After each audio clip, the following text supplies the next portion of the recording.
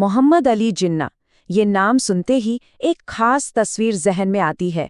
लेकिन क्या हो अगर हम कहें कि एक जमाने में उन्हें एक ऐसे टाइटल से नवाजा गया था जो आज सुनने में यकीन करना मुश्किल लगे।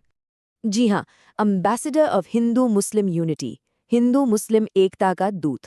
और ये किसी और ने नहीं, बल्कि सरोजिनी नायडू जैसी बड़ी नेता ने कहा था।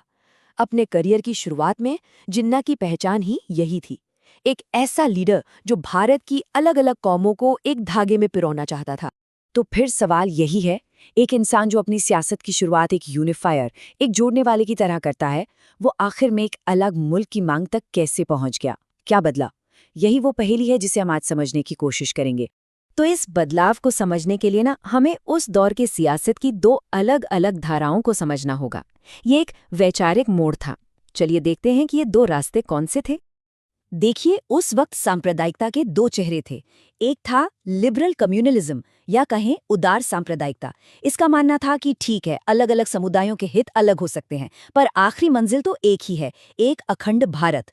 दूसरी तरफ था एक्सट्रीम कम्युनलिज्म, यानी चरम सांप्रदायिकता। इसकी सोच बिल्कुल अलग थी। ये मानता था कि दोनों समुदायों के हित कभी मिल ही नहीं सकते, वो हमेशा टकराव में रहेंगे। और इसी सोच से निकली नफरत, डर और अलगाव की सियासत। मतलब ये सिर्फ पॉलिटिक्स का फर्क नहीं था, ये पूरी की पूरी सोच का फर्क था। अब आते हैं साल 1937 पर।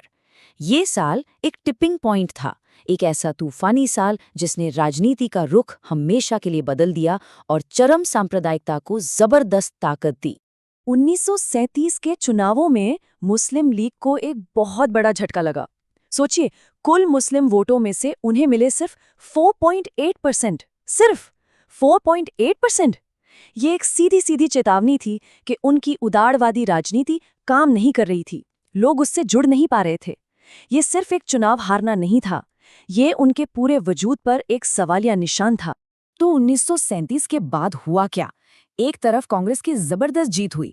इससे जमींदार और दूसरे ताकतवर लोग अपने लिए एक नई सियासी ढाल खोजने लगे। ऊपर से अंग्रेज सरकार अपनी बांटों और राज करो की नीति को और तेज कर रही थी। और तो और कांग्रेस के मुस्लिम मास कॉन्टैक्ट प्रोग्राम ने सांप्रदायिक पार्टियों में खलबली मचा दी। इन सब ने मिलकर एक ऐसा माहौल बना दिया जहां उन्हें लगा कि अगर टिके रहना है तो अब ज्यादा रैडिकल, ज्यादा कट्टर होना ही पड़ेगा। तो ये तो थी बड़े पैमाने पर हो रही सियासत की बात। अब चलिए जरा जूम इन करते हैं और देखते हैं कि ये बदलाव खुद जिन्ना के सफर में कैसे नजर आता है। इसको समझने के लिए हमारे सोर्स में एक बड़ी दिलचस्प मिसाल दी गई है।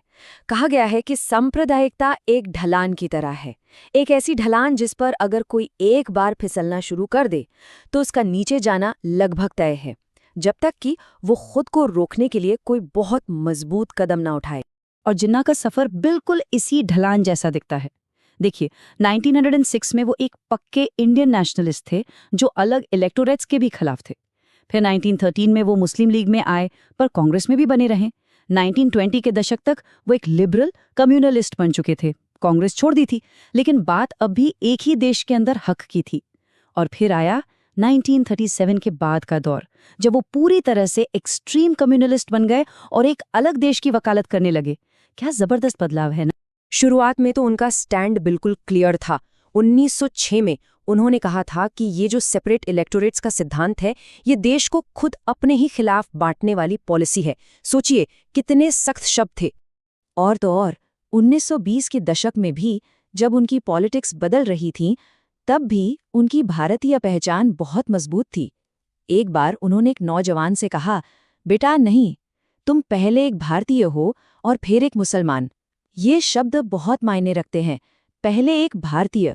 और फिर 1941 तक आते आते तस्वीर पूरी तरह बदल चुकी थी। अब उनके शब्द थे, अगर आप इस मुल्क में इस्लाम को पूरी तरह तबाह होने से बचाना चाहते हैं तो पाकिस्तान न सिर्फ एक मुमकिन लक्ष्य है, बल्कि एकमात्र लक्ष्य है। देखिए कैसे एकता की बात करने वाली जुबान अब डर और विनाश की बात करने लगी थी। तो इस पूरे सफर से हम क्या सबक ले सकते हैं?